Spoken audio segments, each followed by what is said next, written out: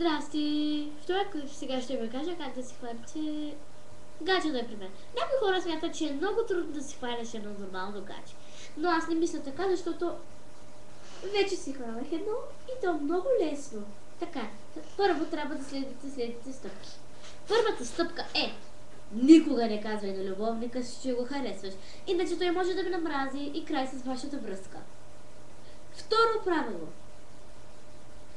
никога, никога не се прави така, че го харесваш. Той ще разбере и може връзката да свърши. Зависи.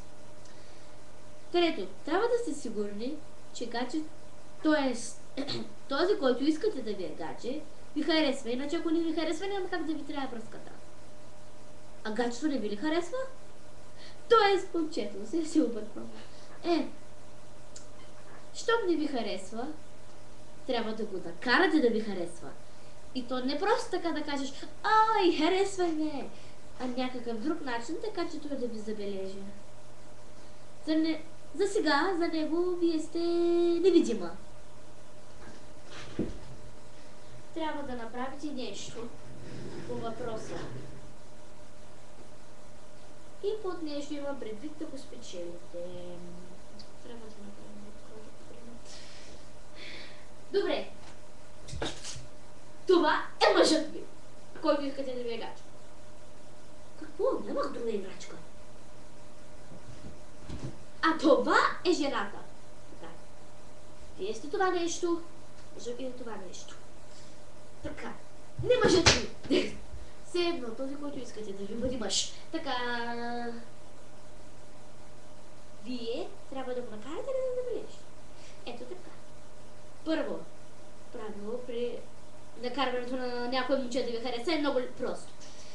Изтънченото ходене. Добре, сега искам както го покажа. Някак си странно е. Трябва винаги лявата ви ръка да е така, а дясната така отпусната надолу. Гъдите ви трябва да са изпъчени, но не твърде изпъчени, защото ако са твърде изпъчени, ще се много грозна. Така, за това. Горе-долу изпъчени. Много. И върхот. И вървите така. Глеждате се насам натам.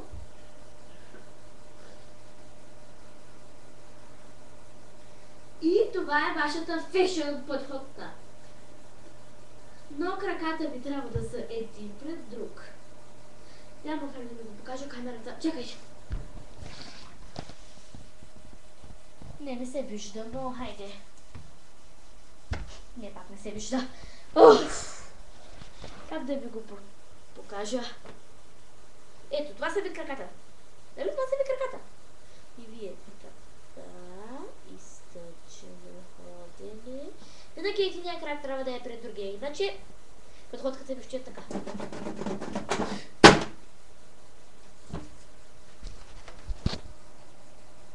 Добре, мисля, че ме разбрахте. Така, втори начин да накарате това момче да ви харесва е умът ви. Трябва да сте супер умни, иначе кое ли момче ви иска послачка? Така. Добре, няма какво да ви показвам, просто трябва да учите здраво, иначе той мъж, дето го харесвате, изобщо няма да ви хареса. Представете си, вие сте него и виждате някаква глупачка на пътя, която иска да ви бъде гаче. Така, и трето, най-важното, трябва да сте привлекателна. Трябва да сте облечени подходящо, зависи какъв е сезонът. Лятото трябва да сте облечени с някакво красиво платниче, което ще го смае.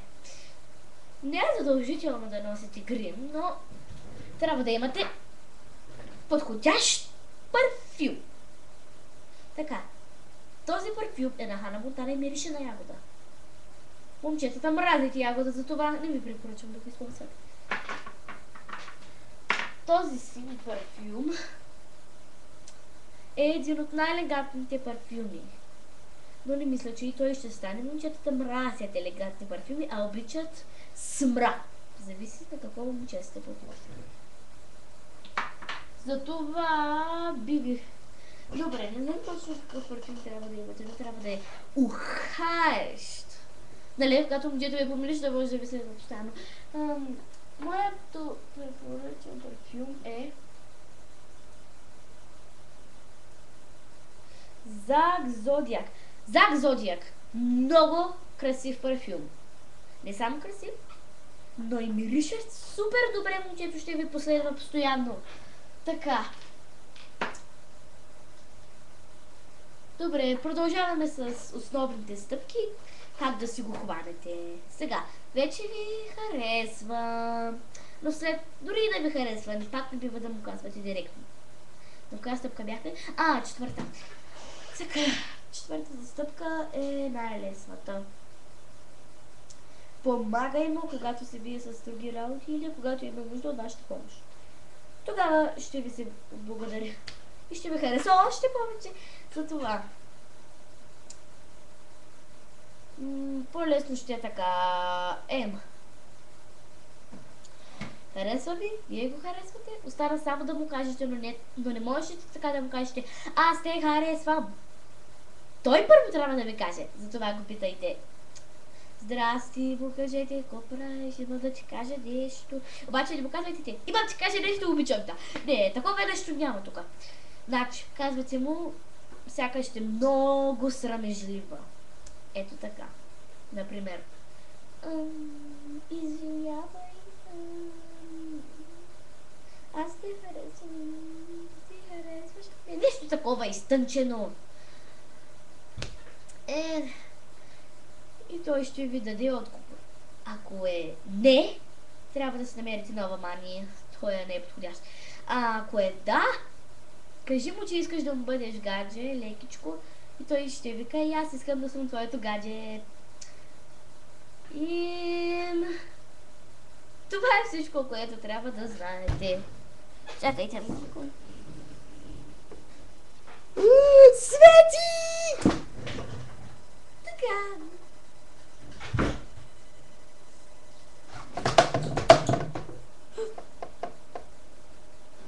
Добре. Така е било тъмно. Дано сте разбрали всичко.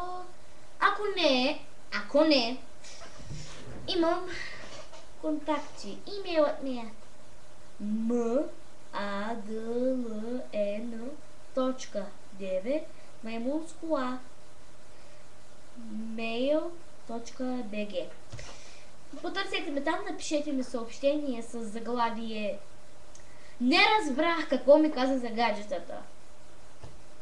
И да ми напишете какво не сте разбрали точно и аз ще ви го обясня по-подробно, или може да направя клип, за да ви изясним. Довиждане, дано сте се забавлявали. Другия път ще се видим. Добре, так на камерата.